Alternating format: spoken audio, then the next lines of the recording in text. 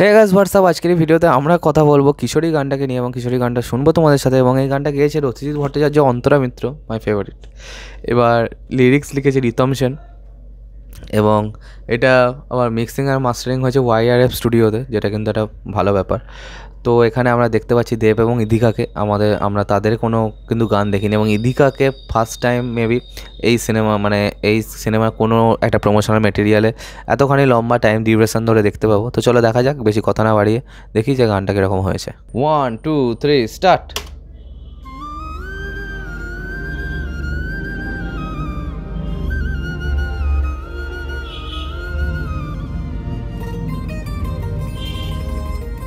ও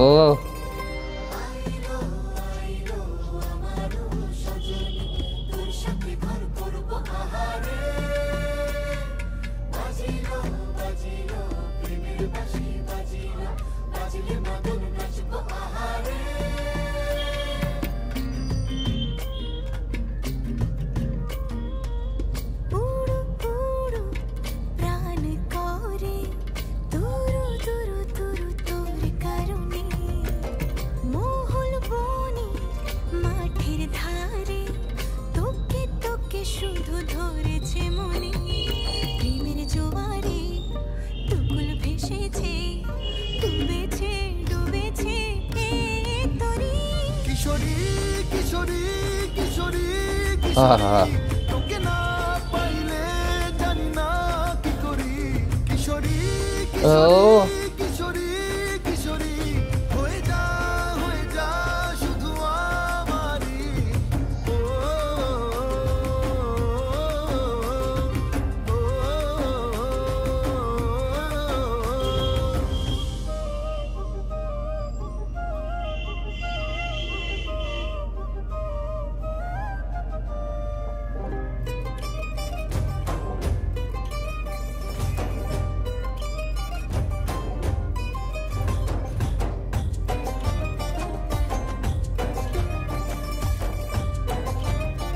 ইদিকাকে খুব ভালো লাগছে ভাই।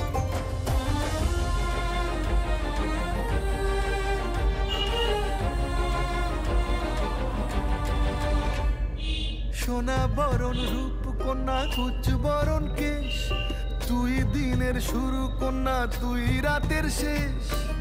তুই আমার ভালোবাসার ঘর, তুই আমার ভালোবাসার দেশ। তোরই কথা পড়লে মনে ফুটেছে পরশ, তোরই সাথে থাকবো আমি এখন 12 মাস। তুই আমার ফিরে আসার ঘর, তুই আমার ভালোবাসার দেশ। প্রেমের জোয়ারে দুকুল ভেসেছে, ডুবেছে ডুবেছে তোরে। কিশোরী কিশোরী কিশোরী কিশোরী, তোকে না পাইলে জানি না কি করি। কিশোরী কিশোরী কিশোরী কিশোরী, হয়ে যা শুধু আমারই। ও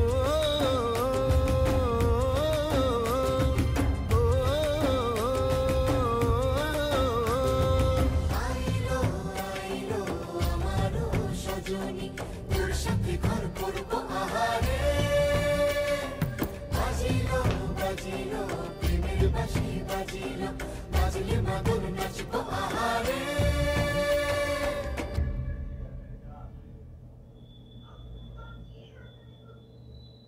কিশোরী কিশোরী কিশোরী কিশোরী, তোকে না পাইলে জানি না কি করি।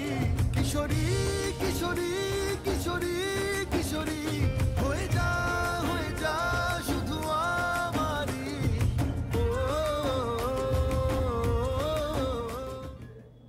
তো এই গানটার প্রথম ক্রেডিট যাকে যাওয়া দরকার সেটা হচ্ছে আমার মনে হয় রিতম সেন। তো তিনি যেরকম লিখেছেন, তার রাইটিং এত সুন্দর, এত ভালো, এত ইনসিঙ্কড, এগুলো কিন্তু দেখে বেশ ভালো লাগছে। শুনে কিন্তু কানে একটা সুদিং কিন্তু ভাইব আমরা পাচ্ছি। এবার এখানে দেব এবং ইদিকার কেমিস্ট্রি কিন্তু খুব ভালো লেগেছে এবং পার্সোনালি আমার মনে হয় যে বাংলা সিনেমা যে একটা সময় ছিল যখন শ্রাবন্তী, শুভশ্রী, কোয়েল এনারা কাজ করতেন পুরো দমে, হ্যাঁ, তখন কিন্তু তারা গ্ল্যামারাস রোলটাও করতে পারতেন এবং অন্যদিকে একটা ভালো অভিনয়ও মানে ভালো পারফরমেন্সওয়ালা সিনেমাও কিন্তু করতে পারতেন, ঠিক আছে। তাদের বিভিন্ন কমার্শিয়াল স্পেসের মধ্যে যেমন আছে, তাদের অফবিট সিনেমাও কিন্তু তখনকার দিনে কিন্তু বেশ ভালো ছিল, কারণ গয়নার বাক্স শ্রাবন্তী করছেন সেই বছরই, 1-2 বছরের এদিক ওদিকে করছেন দিওয়ানা, হ্যাঁ, আবার সেই বছরই এদিক ওদিক করে আসে বিন্দাস। তো এরকম একটা ব্যাপার ছিল। শুভশ্রীর ক্ষেত্রে আমরা সেটা দেখেছি, কোয়েলের ক্ষেত্রে তো বটেই বটে। তো তারপর থেকে কিন্তু আমাদের নায়িকা কিন্তু সেভাবে আসেনি, এবং এখনকার দিনে যেরকম যে সমস্ত নায়িকারা আছে যারা ওয়েব সিরিজ করে ভাবছেন যে যারা বড় বড় নায়িকা, কিন্তু এটা কিন্তু নয়, এটা অ্যাক্ট্রেস। তারা কিন্তু নায়িকা হওয়ার জন্য যেরকম গ্ল্যামের দরকার, গ্ল্যামারাস একটা ব্যাপার দরকার, সেটা কিন্তু নেই তাদের মধ্যে। আমার মনে হয় ইদিকার মধ্যে কোথাও না কোথাও মেবি সেই এটা আছে, মানে সেই যে একটা এক্সট্রা এক্স ফ্যাক্টর দরকার, তো সেই জিনিসটা আমার মনে হয় কোথাও না কোথাও ইদিকার মধ্যে আমরা পেতে পারি।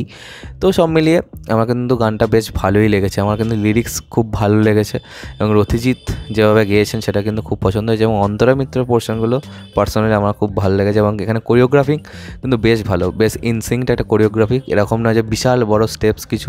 এবং এখানে যে দেব যখন নাচছেন দেখে কিন্তু অনেক বেশি অর্গানিক মনে হচ্ছে, কারণ কি রাজাতে যেমন মনে হচ্ছিল তিনি অনেক এফর্ট দিচ্ছেন, কিন্তু এখানে মনে হচ্ছে যেন তিনি বডিটা মুভ করছে সেভাবেই, সেই ফ্লোতে মুভ করছেন। তো সব মিলিয়ে আমার কিন্তু গানটা বেশ ভালো লেগেছে। খাদানের জন্য আর একটুখানি হাইপও বেড়ে গেল। তো চলো আজকে মতো ভিডিওটা এখানে শেষ করলাম। কমেন্ট করে জানাও তোমাদের কেমন লেগেছে এই গানটা, আর সাবস্ক্রাইবটা প্লিজ করে দাও যাতে আমার সাথে তোমাদের আবার দেখা হয়। Bye bye.